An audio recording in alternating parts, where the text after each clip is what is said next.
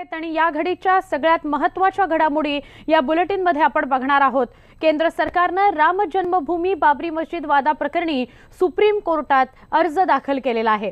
2.77 एकरची वादग्रस्त जागा वगळता 67 एकर जागा राम जन्मभूमी न्यासला द्यावी असं केंद्राने सुप्रीम कोर्टात सांगितलंय। या जागेचं केंद्र सरकारने अधिग्रहण केलं होतं आणि सुप्रीम कोर्टाने या निर्णयाला स्थगिती दिली होती। अलाहाबाद उच्च न्यायालयाने अयोध्येतील 2.77 एकर जागा सुन्नी वक्फ बोर्ड, निर्मोही आखाडा आणि राम लल्ला यांना सारख्या प्रमाणात वाटून देण्याचा निकाल 2010 मध्ये दिला होता। त्यावर 14 अपील प्रलंबित आहेत। एकूण 4 दिवाणी दाव्यांवर अलाहाबाद उच्च न्यायालयाने जमीन सारखी वाटण्याचा निकाल दिला होता। हे प्रकरण सध्या सुप्रीम कोर्टात न्यायप्रविष्ट आहे।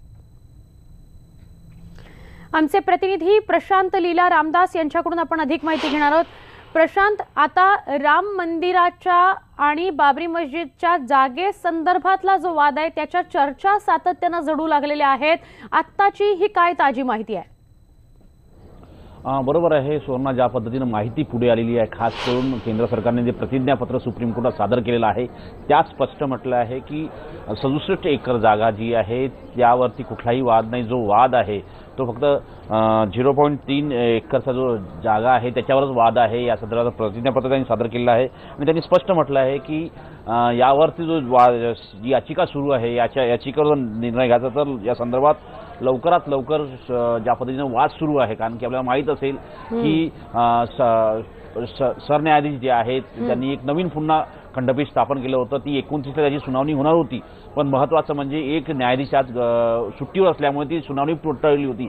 या सर्व पार्श्वभूमीवरती केंद्र सरकारने हे राम मंदिराच्या दिशेने एक नवीन पाऊल पुढे टाकलेलं आहे आणि ज्या पद्धतीने प्रतिज्ञापत्र म्हटलं आहे त्यावरती आता राजकीय वर्तुळामध्ये वेगवेगळ्या प्रतिक्रिया यायला सुरू झाली आहे। कारण की ज्या पद्धतीनं राम मंदिराच्या मुद्द्यावरून वर्तमान केंद्र सरकारला उत्तर भारतामध्ये टार्गेट केलं जात होतं आणि त्या मुद्द्यावर आता एकीकडे धर्मसंसद सुरू होणार आहे आणि या सगळ्या पार्श्वभूमीवरती केंद्र सरकारने हे पाऊल राम मंदिराच्या दिशेने टाकलेलं आहे असंच चर्चेला जात आहे। पण जी वादग्रस्त इमारत तोडण्यात आली होती त्या संदर्भातला वाद अजूनही कायम आहे आणि या संदर्भात दररोज सुनावणी व्हायची की नाही या संदर्भाचा निर्णय खंडपीठ घेणार होतं। संविधानात्मक खंडपीठात ते घेणार होतं, पण तेच सुनावणी पूर्ण टाळल्याच्या पार्श्वभूमीवरती हे केंद्र सरकारने एक मोठं पाऊल टाकलं आहे।